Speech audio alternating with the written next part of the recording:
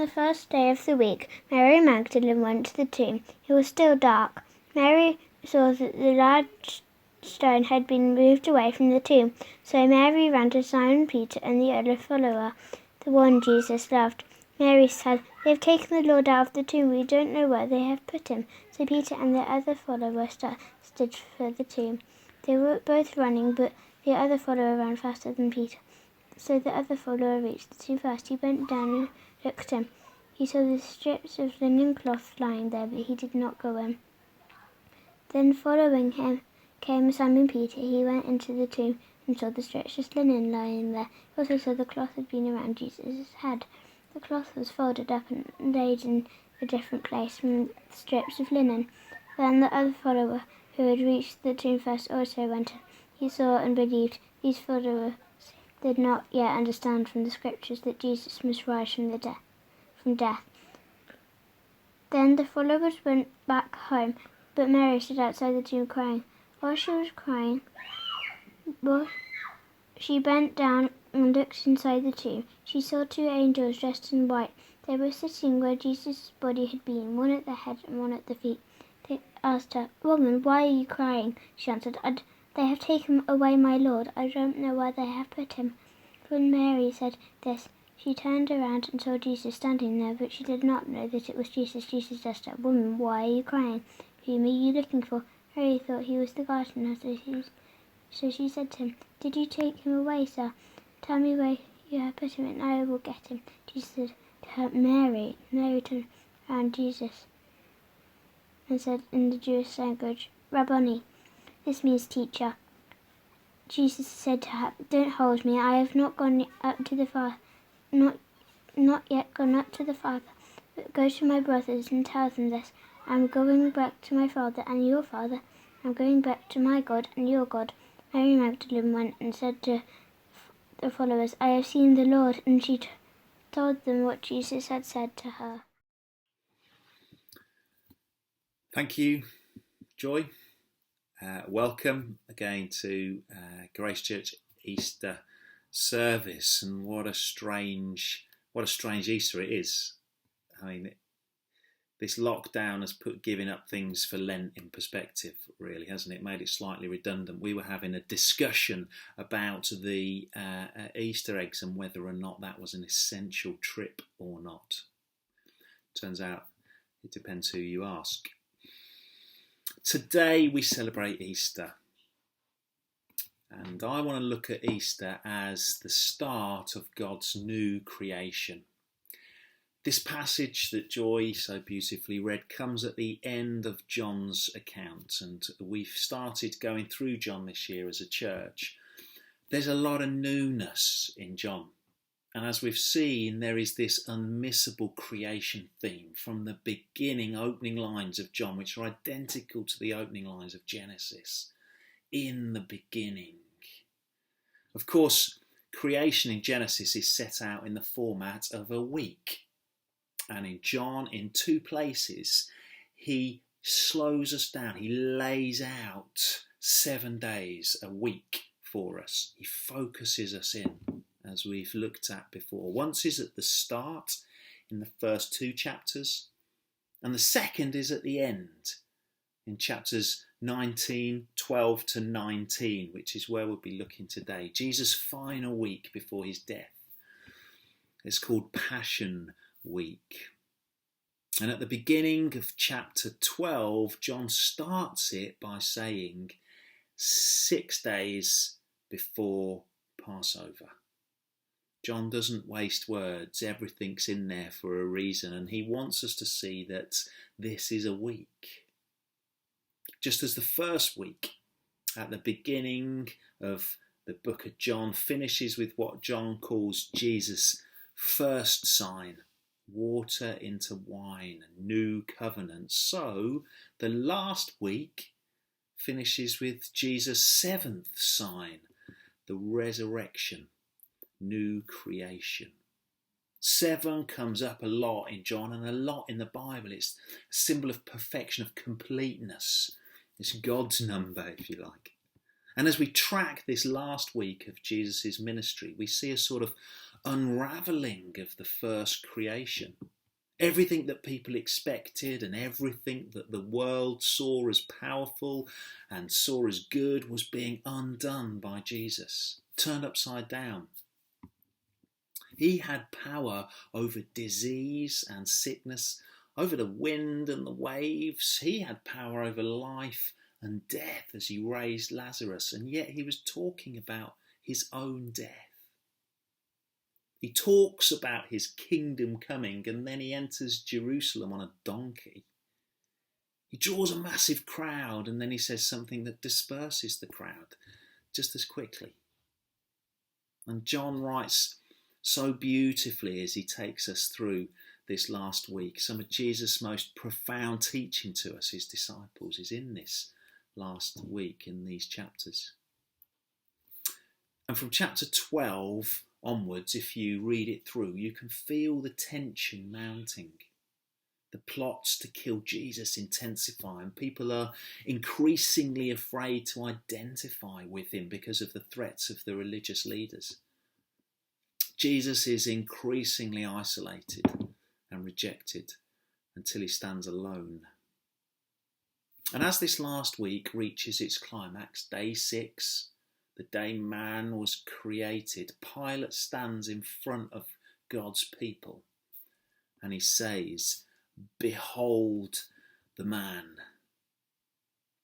And without knowing, he announces the fulfillment of Old Testament prophecies. Prophets like Isaiah and Ezekiel, who said things like, God looked for someone to stand in the breach, someone to intercede for his people, but he found no man.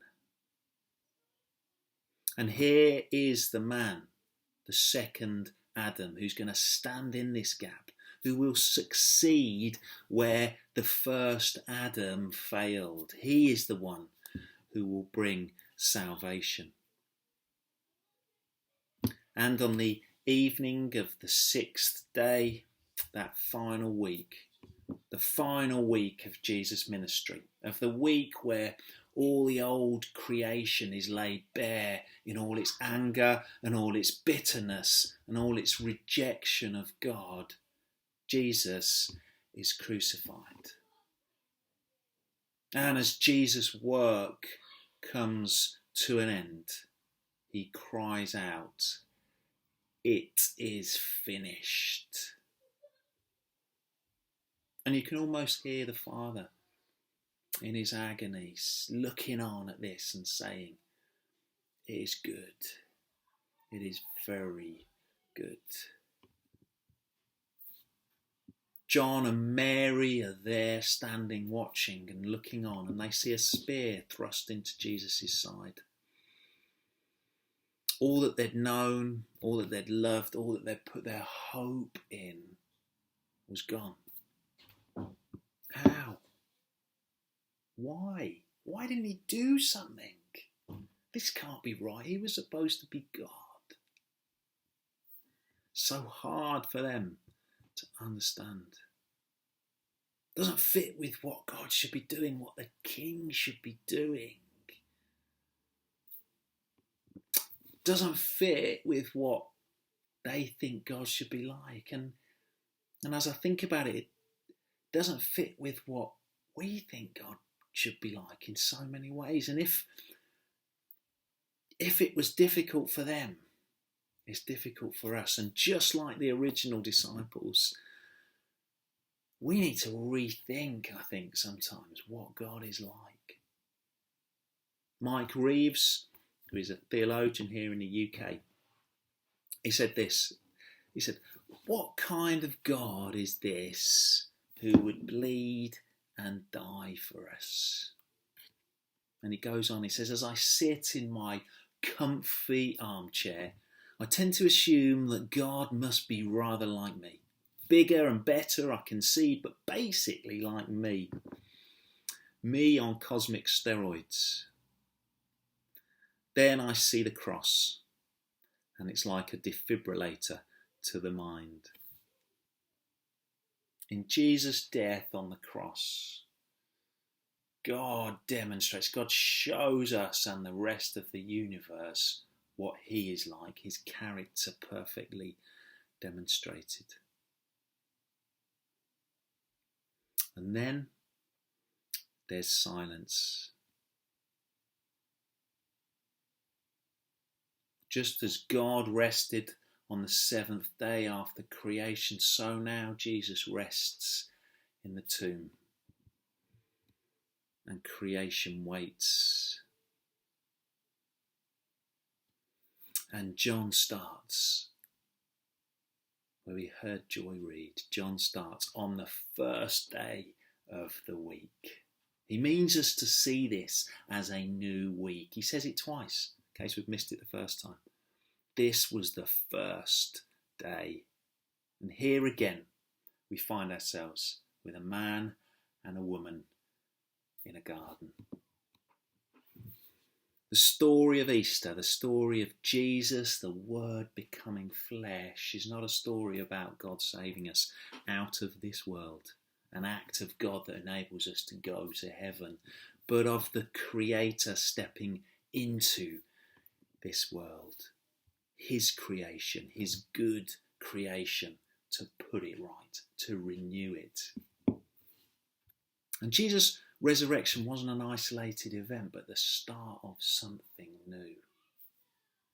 And this passage shows that shows this newness so intimately, I think. We don't see the whole of creation made new yet, do we? I mean, if you look around the world now, particularly at the moment with the death and disease and suffering and sadness, but we do see it in lives made new, the start. We see in this passage Mary, all hope gone, weeping. Her world had collapsed around her. Why are you weeping? Jesus says to her. They've taken away my Lord. Isn't it enough? She's saying that death has done its thing again. Death has won. Now the powers that be, the Romans, have taken away his body as well. Mary, Jesus says. And immediately she knew it was Jesus. And in those wonderful words of Jesus, go tell my brothers, I am going to my Father and your Father, to my God and your God. The old exchanged for the new, now part of the family. Jesus was not only her Lord and Saviour, but her brother. His Father was now her Father. See, Jesus has gone through death and out the other side, defeating the last enemy. Death had not won, neither could the powers that be do anything more. Jesus is Lord.